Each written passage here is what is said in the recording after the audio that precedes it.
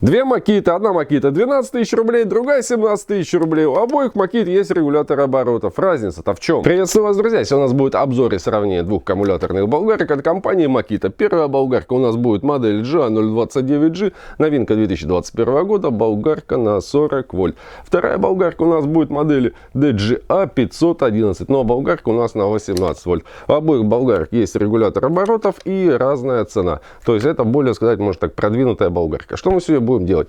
Ну, вначале мы посмотрим комплектацию, потом я их разберу, посмотрим, как они устроены, что здесь изменили, а потом мы им попробуем поработать. Как начнем с комплектации. Поставляются болгарки в картонных коробках. Коробка у 40-вольтовой болгарки больше. Болгарки комплектуются одинаковыми резиновыми фирменными ручками, одинаковыми ключами. Также в комплектацию входит по одному зачистному диску. Зачистной диск, конечно, хорошо, но лучше бы Makita ложила отрезные диски. Но сейчас уже пошли первые отличия. Кожух от 40-вольтовой Makita и от 18-вольтовой. Но вот наконец-то и у Makita сейчас такой же кожух, как у Bosch и DeWalt.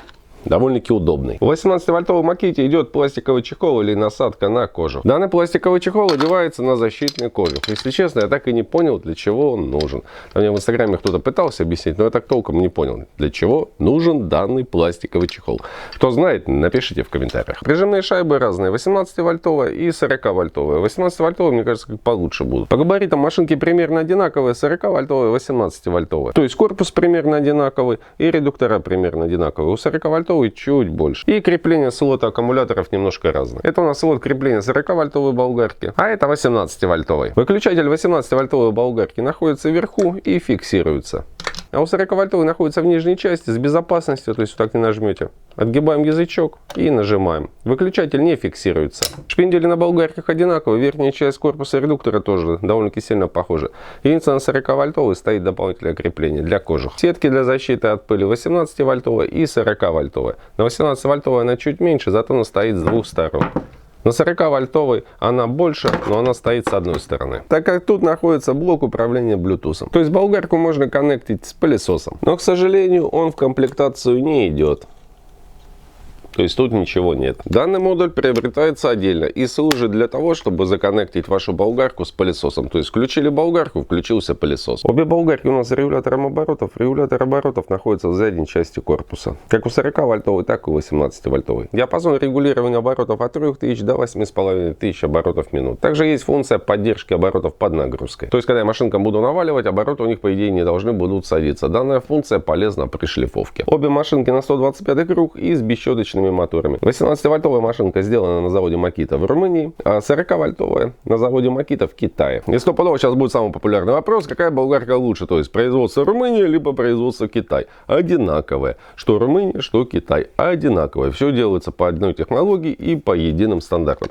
Ладно, давайте данные машинки разбирать. На чем разбираться 18-вольтовой? Вначале вытащим сеточки. Для чего нужны вот эти сеточки, почему они снимаются? Снимаются они понятно для чего, чтобы их можно было почистить. А для чего они нужны? Для пыли? Да, для пыли, но не основное это их предназначение. То есть, как правило, бесщеточный инструмент ни пыли, ни песка особо не боится. Бесщеточный инструмент боится металлического абразива. Вот если металлические частички туда попадут, они нагнетятся на якорь и все. И тогда вашему инструменту будет хана. Ну и раскручиваем.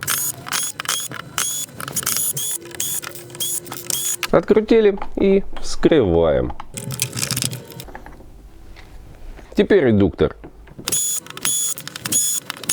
Открутили и вскрываем. Внутренняя часть, тут все стандартно. Статор. У статора 6 катушек. Запаянный блок электроники идет вместе в комплекте со статором. Стоимость его в районе 11 тысяч рублей. Большая шестерня напрессована на шпиндель. Также на шпиндель напрессон подшипник, который упирается в корпус редуктора. Теперь разбираем 40-вольтовую. Открутили и вскрываем.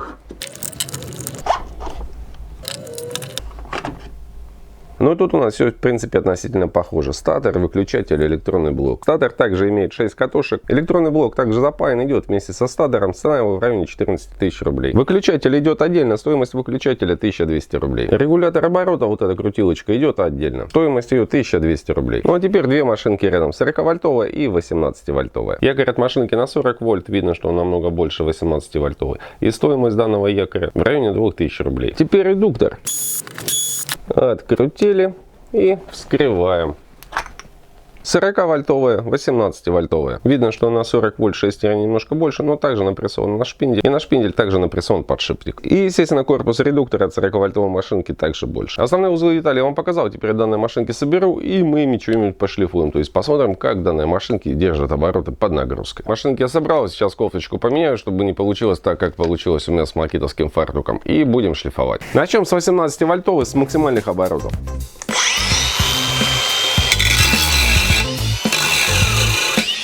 Садится. Защита.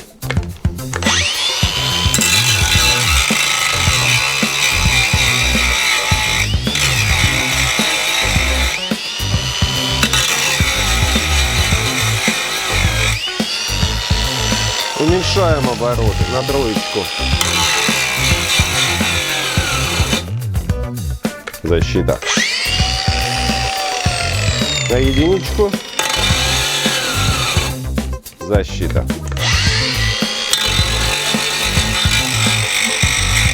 Если сильно не нажимать, она работает.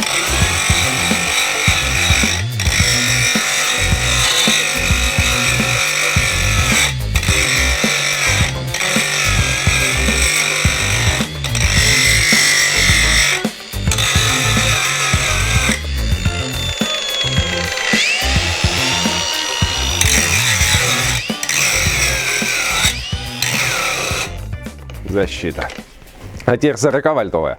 Также в начале на максимальных.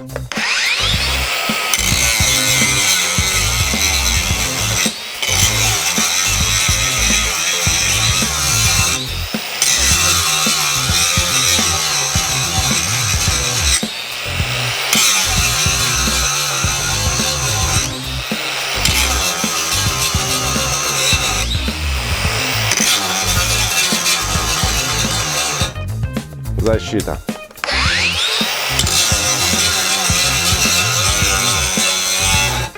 Защита.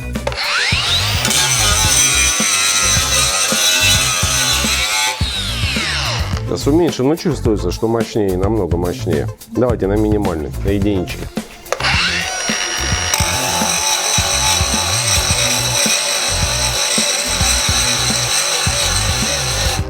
Защита.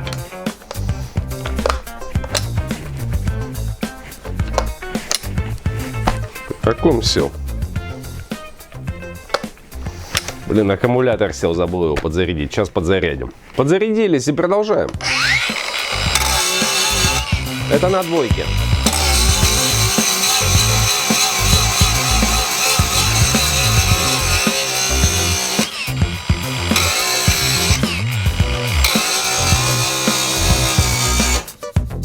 Защита. Давайте на пятерке.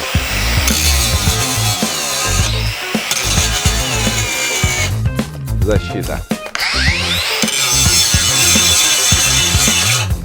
Защита.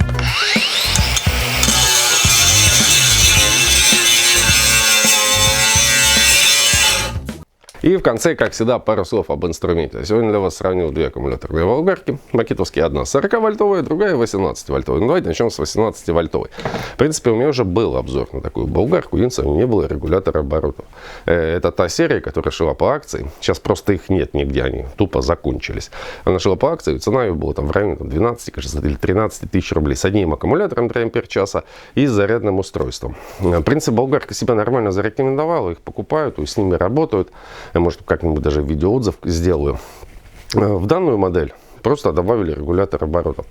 Что касаемо константной электроники, да, она как бы так поддерживает, но если сильно наваливать, сильно давить, ее можно посадить. То есть я ее сажал. И сажалась она, скорее всего, потому что здесь 18-вольтовый аккумулятор стоит.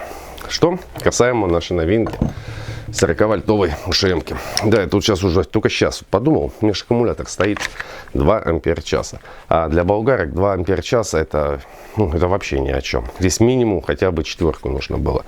Может быть, поэтому я ее так, не с легкостью, но я ее останавливал. Если сравнивать ее с 18-вольтовой, да, она где-то раза в 2 мощнее работала. Но я ее все равно останавливал. На ютубе есть ролик белорусского блогера Руслан Усачев. Вот он сравнивал вот такую болгарку с девольтовской. И у него она намного бодрее работала. Но у него аккумулятор был, кажется, 4 ампер-час. И поэтому, когда у меня появится аккумулятор 4 ампер-часа, ну, то есть больше емкости, я либо на своем втором канале, на третьем канале сделаю такой же тест, либо это будет в Инстаграме, а может будет там и там. Что касаемо недостатков данных инструментов. Ну, это, в принципе, как всегда, запасные части. Да, это все идет в сборе, и если поломается, как бы придется выложить круглую сумму денег. Но чтобы она у вас не поломалась, не надо вот так вот, как я сейчас наваливаю. То есть, как ни крути, да, у нее стоит защита, но это все перегрузки. И как-нибудь сделаю отдельный ролик и покажу, как спалить эту бесщеточную болгарку с защитой от перегрузки. Просто я поймаю тот момент, когда вот-вот должна будет сработать защита, она срабатывать не будет. И посмотрим, как из нее пойдет дым. Но я думаю, дым из нее не пойдет, она просто-напросто тупо выключится и все. То есть, сгорит этот электронный блок управления. Что касаемо, зачем Makita стала вводить 40-вольтовую линейку, ну, сейчас все производители стремятся свой аккумуляторный инструмент приблизить к мощности к сетевому. Мощность данной болгарки, вот именно конкретно вот этой макитовской, но я думаю, где-то киловатт, 1,1 киловатта, не больше. Но если сравнивать его с сетевым. Потому что сейчас технологии на месте не стоят. И любой человек, который попробовал поработать аккумуляторным инструментом, все, уже на сетевой особо не смотрит. Все стараются уже покупать себе аккумуляторный инструмент. Потому что это удобство очень большое. Всем, кому понравилось данное видео, подписывайтесь на канал. Удачных вам покупок. Пока.